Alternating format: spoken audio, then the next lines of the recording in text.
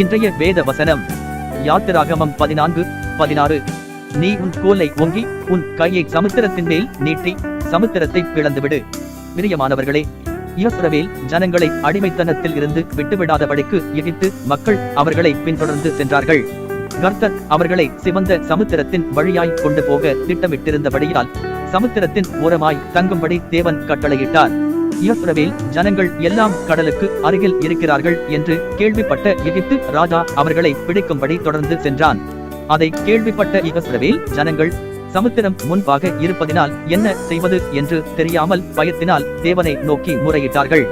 அதற்கு தேவன் மோசேயை நோக்கி, நீ உன் கோலை ஓங்கி உன் கையை சமுத்திரத்தின் மேல் நீட்டி சமுத்திரத்தை பிளந்துவிடு. அப்பொழுது இஸ்ரவேல் புத்திரர் சமுத்திரத்தின் நடுவாக வெட்டாந்தரையிலே நடந்து போவார்கள் என்றார். அதன்படியே மோசே செய்ததால் முன்பாக இருந்த சமுத்திரம் இரண்டாக பிளந்தது. அந்த நாட்களில் மோசேயின் கையில் கர்த்தருடைய கோல் இருந்தது. இன்று உங்கள் கைகளில் கர்த்தருடைய வார்த்தை இருக்கிறது. இன்றைய தினத்திலும் வியாதி, கடன், கஷ்டம், பாவ சோதனை, நெருக்கடிகள், போராட்டங்கள் உங்களை பின்தொடர்ந்து வரலாம்.